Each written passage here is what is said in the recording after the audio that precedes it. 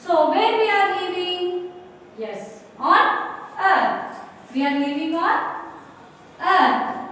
We have already learnt about the earth, its movements and everything. So on earth, what it is present? What is present on earth? It is, we can see water, land, air, etc. And like many places like hills, plains, yes, so water,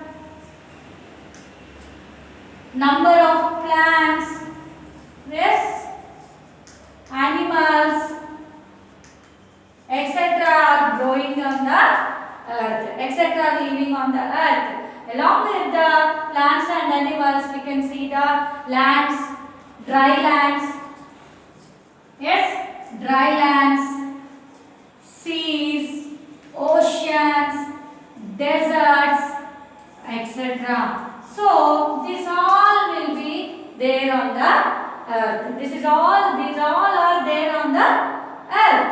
Okay. Not only these, many other like air is also there. That is why we are able to live on the earth. These all are there from the many years ago back. Yes. In the many years back, there was no animals or there is no life on the earth. There is no life on the earth like many years back. Many, some millions of years back, there is no life on the earth. Only there used to be a rocks. There used to be a rocks, big rocks or mountains. Rocks are used to be there. These rocks should be get very much heated by the sun. There used to be a much heat because of sun, and it used to be cooled by the rain. And again it came back to its original position by the rain. As it is happening repeatedly, as it is getting the sun heat and it is cooling with the rain, these rocks are completely break into the small particles. These rocks completely break into the small particles. Small particles, that is nothing but the soil. That is nothing but the soil. This is the formation of the soil from the rocks by the heat and the cool from the rain is nothing but the soil formation. This is how we got a soil onto the earth. After forming the soil only, there lived a different types of living organisms on the earth. So plants need what? Plants need soil to grow. Yes, they cannot grow in the air. Yes. Okay. So in this way, soil is formed. How soil formed? The rocks in the many years ago back, whatever the rocks are there, because of the sun heat and the cool by the rain, these rocks are break into the small pieces, and because of the wind and because of the flow of rain, what happens? These all rubbed together. The big particles, whatever the formed from the rock, are rubbed together and form a soil. Okay? Then only from there we can see the plants growing in the soil. This is how soil formation took place in many years ago back. Now we are going to see about the soil. That means what is there in the soil and what are its uses and how it is useful to grow the plants. That all we are going to see now.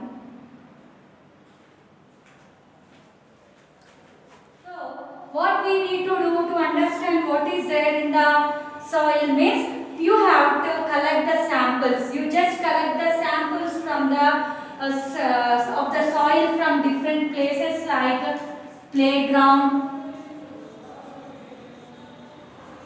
roadside, and from the garden, and from the field.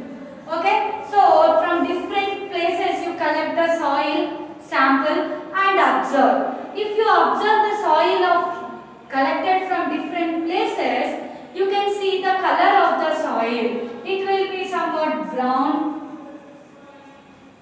light brown, dark brown or black color, or also sometimes other color like reddish also will be there. So different soil will be of different color, and if you observe what is there in the soil, that we will be knowing by doing some experiments. By doing some activities, we will come to know the what is there in the soil. And also you can see the soil particles also, like small stones are also present in the soil. So we are going to see now the first activity. What does soil contain? What does soil contain? So here we are having the three types of activities to show that what is present in the soil. So first activity is nothing but collect a sample of soil from a garden. Collect the sample of a soil from the garden, and what you have to do? You have to place it in a jar. You have to place it in a jar. Okay? You have to place it in a jar and pour up water. And pour water.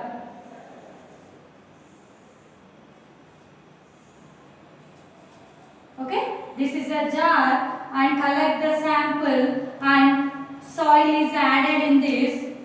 Okay? And plus water. Soil plus water is added, which is collected from the garden. So cover it with a lid. Now here in the soil, everything, water, everything is present here. Okay? So cover it with a lid and leave this for a few hours. Leave this setup for few hours. Okay? You leave it for a few hours. After that, you can see in this way. You can see the number of layers in the jar. Here is a picture showing that different layers of the soil. So coming from the bottom, you can see the soil particles like stones. We can say that heavy particles will be going down. Okay? So like sand particles, like in this way you can see the picture. These are nothing but the stones. These are nothing but the stones. Above these stones, you can see the clay. You can see the clay. Or sorry, you can see the sand. You can see the sand, which is very much finer than the stones. Very much fine than the stones. Above this, in this layer, this is which layer? This is a sand layer. This is the sand. This is the stones. And above this layer, you can see some paste like, or like thick paste like you can see. That is nothing but the clay. That is nothing but clay. That is nothing but the clay. In the picture, you can see clearly the four partitions of soil. Okay, so on the topmost you can see some dust particles. That is nothing but the humus. That is nothing but the humus. So in the jar, in the picture, you observe carefully. In the topmost layer of the water is nothing but the humus, which contains all the dried leaves and the dead particles. Okay, which are floating, which are very lightweight. Below that you can see the clay particles. Below that you can see sand, and and last one you will be seeing the stones.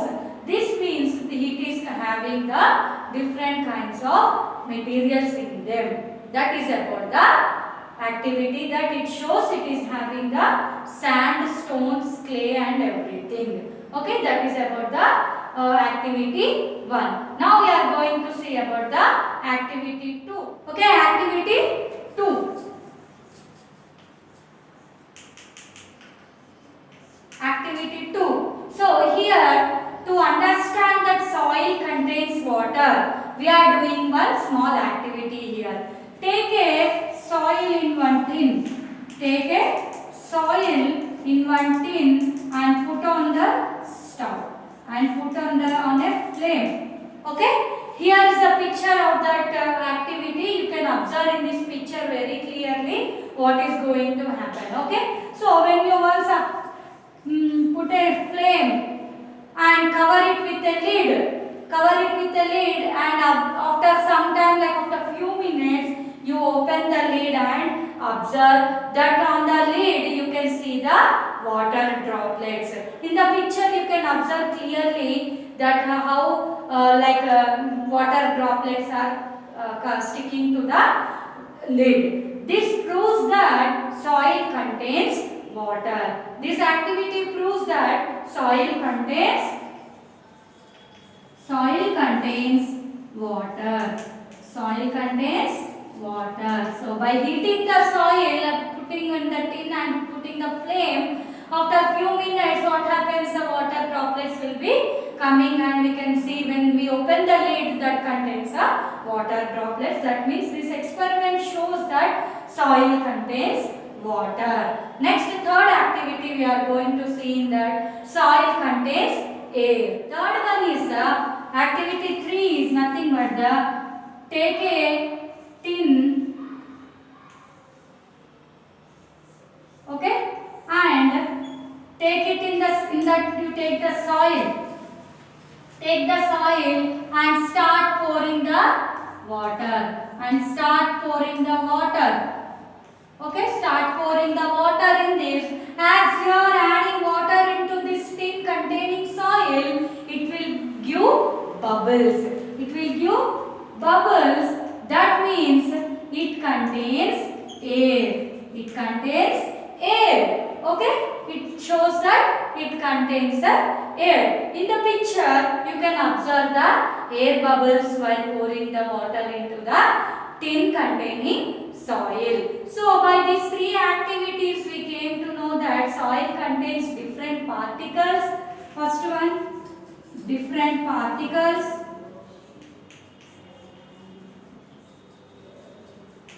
Second one is soil contains water.